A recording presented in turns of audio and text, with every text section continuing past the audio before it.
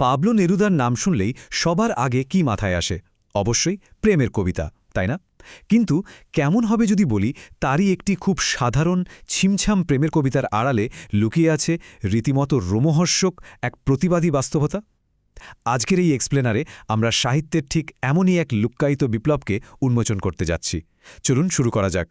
একবার ভাবুন তো, প্রেমের কবিতার বইয়ে থাকা কোনো কবিতা কি সবসময় শুধুই রোমান্সের কথাই বলে? একেবারেই না। আর পাবলো নেরুদার বিখ্যাত কবিতা তার সঙ্গে ঠিক এই চমকপ্রদ প্রশ্নটির মুখামুখি দাঁড় করিয়ে দেয় আমাদের। তো এই কৌতূহলোদ্দীপক রহস্যের একদম গভীরে এবার প্রবেশ করা যাক। আমাদের প্রথম আলোচনার বিষয়ে প্রেমের আড়ালে প্রতিবাদের ডাক। একটা মজার বিষয় খেয়াল করা যাক। প্রখ্যাত কবি শক্তি চট্টোপাধ্যায় এই কবিতাটির অনুবাদ করেছেন তার সঙ্গে নামে, আর এটি জায়গা পেয়েছে তারই অনুদিত পাবলো নেরুদার প্রেমের কবিতা সংকলনে। ইংরেজিতেও এর শিরোনাম উইথ হার, যা দেখে খুব স্বাভাবিকভাবেই মনে হতে পারে কথক বোধহয় তার প্রেমিকার উদ্দেশ্যে কথাগুলো বলছেন। শিরোনাম আর এমন একটা রোম্যান্টিক সংকলনের নাম দেখে যে কারোরই মনে হবে এখানে নিছকই এক মিষ্টি প্রেমের গল্প বলা হচ্ছে। কিন্তু আসল নাটকীয় মোড়টা লুকিয়ে আছে ঠিক এখানেই। একদিকে আমাদের প্রত্যাশা থাকে ভরপুর রোমান্স, মিষ্টি কথা আর মানবিমানের, কিন্তু অন্যদিকে বাস্তবতার ছবিটি সম্পূর্ণ উল্টো। এটি আসলে চরম এক যুদ্ধবিধ্বস্ত পরিস্থিতির মাঝে টিকে থাকার রূঢ় বাস্তবমুখী লড়াইয়ের আখ্যান। অর্থাৎ এটা কোনোভাবেই সাধারণ প্রেমের কবিতা নয়, বরং প্রতিকূলতাকে জয় করার এক অসাধারণ প্রতিবাদের ইশতেহার। এরপর আসা যাক দ্বিতীয় অংশে, যার মূল ফোকাস হচ্ছে কবিতার প্রেক্ষাপট, স্পেনের গৃহযুদ্ধ। নেরুদার লেখায় হঠাৎ করে এই যে একটা অপ্রত্যাশিত পট পরিবর্তন, এটা বুঝতে হলে আমাদের একটু পেছনের অন্ধকার ইতিহাসের দিকে তাকাতে হবে। সময়টা ১৯৩০-এর দশক, চারিদিকে সাম্রাজ্যবাদের উত্থান, আর ঠিক ১৯৩৬ সালে স্পেনে বেজে ওঠে ভয়াবহ গৃহযুদ্ধের দামামা। ঠিক সেই দুঃসময়েই নেরুদার অত্যন্ত ঘনিষ্ঠ বন্ধু, প্রখ্যাত নাট্যকার ও কবি ফেদেরিকো গার্সিয়া লোরকাকে নির্মমভাবে হত্যা করা হয়। চারপাশে এই রক্তপাত আর প্রিয় বন্ধুর মর্মান্তিক মৃত্যু নেরুদাকে এতটাই নাড়িয়ে দিয়েছিল যে তার লেখার পুরো কেন্দ্রবিন্দুই একদম বদলে যায়। কবিতার একেবারে প্রথম লাইনটি খেয়াল করা যাক। সময়টা মোটেও সুবিধের না। শুনতে খুব সাধারণ একটা আক্ষেপ মনে হলেও এটি আসলে তীব্র হতাশা আর সেই সময়কার যন্ত্রণার এক নিখুঁত প্রতিচ্ছবি।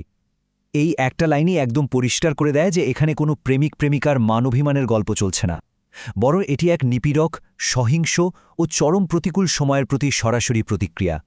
সময়টা এতটাই খারাপ যে একা বেঁচে থাকাটা সেখানে আক্ষরিক অর্থেই অসম্ভব। এবার আমরা দেখব তৃতীয় অংশ, প্রতিকূলতায় টিকে থাকার সংগ্রাম।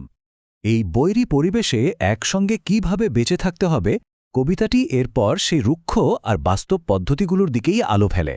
ব্যাপারটা অনেকটা একটা পাজল বা ধাঁধা সমাধানের মতো। যেমন ধরুন, কবিতায় বলা ছোট্ট দুটি হাত শুধু কোনো রোমান্টিক স্পর্শ নয়, এটি বিপদের দিনে ভরসা আর সংহতির প্রতীক।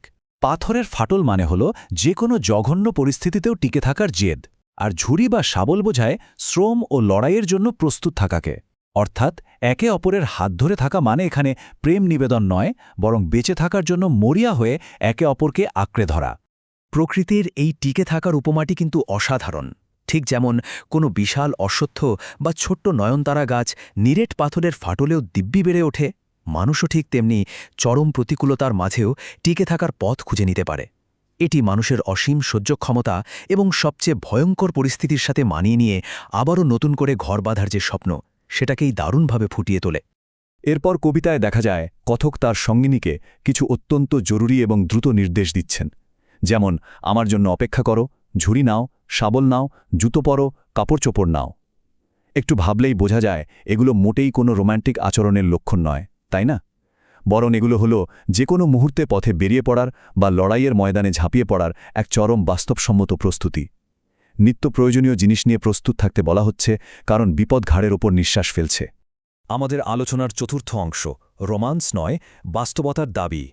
কবিতাটি যতই এগোতে থাকে একটা জিনিস বেশ পরিষ্কার হয়ে যায়। এটি রূঢ় বাস্তবতার প্রয়োজনে প্রথাগত সব রোম্যান্টিক ধারণাকে একেবারে সরাসরি প্রত্যাখ্যান করছে। একদিকে আমরা দেখি কার্নেশন ফুল বা মধু, যেগুলো কামনা, বিলাসিতা বা চিরাচরিত রোম্যান্সের প্রতীক। কিন্তু কথক এখানে রাগঢাক ছাড়াই জানিয়ে দিচ্ছেন যে নিছক প্রেম নিবেদন বা শরীরী কামনার মধু খোঁজার জন্য তার এই সঙ্গিনীকে প্রয়োজন নেই। অন্যদিকে আছে ধুয়ে মুছে আগুন বানানোর মতো কাজ, নেরুদা এখানে অগভীর প্রেম আর ভোগবিলাসকে দূরে সরিয়ে রেখে কঠিন পরিস্থিতিতে টিকে থাকার জন্য একে অপরের হাত ধরে আগুন জ্বালানোর মতো চূড়ান্ত প্রয়োজনীয়তাকেই বেছে নিয়েছেন। সবচেয়ে চমকপ্রদ বিষয় হল এই আগুন বানানোর শব্দবন্ধটি এখানে কোনো সাধারণ গৃহস্থালী কাজকে বোঝাচ্ছে না। এটি আক্ষরিক অর্থেই একটা বিশাল বড় রূপক।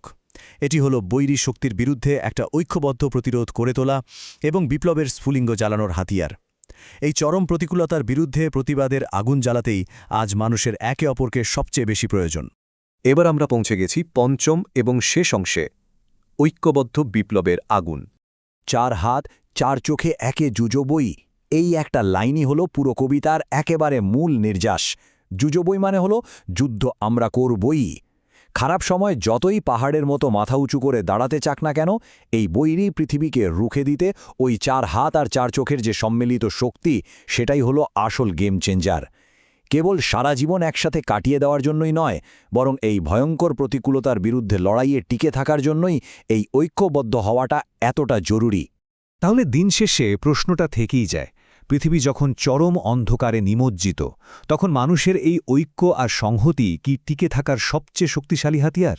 পাবলো নেরুদার এই কবিতা আমাদের চোখে আঙুল দিয়ে দেখিয়ে দেয় যে চরম হতাশা আর বিপদের মুখে দাঁড়িয়েও সংহতির এই ডাক কীভাবে একটি অবিশ্বাস্য রকম শক্তিশালী এবং কালজয়ী সর্বজনীন বার্তা হয়ে উঠতে পারে। আমাদের আজকের এই বিশ্লেষণমূলক আলোচনাটি সবার জন্য ঠিক এই ভাবনার খোরাকটাই রেখে যাচ্ছে। আশা করা যায় একটি সাধারণ কবিতার আড়ালের এই অজানা বিপ্লব এরপর থেকে সাহিত্যকে আরও নতুন এক দৃষ্টিভঙ্গিতে চিন্তা করতে সাহায্য করবে। এই এক্সপ্লেনেটিং উপভোগ করার জন্য অসংখ্য ধন্যবাদ।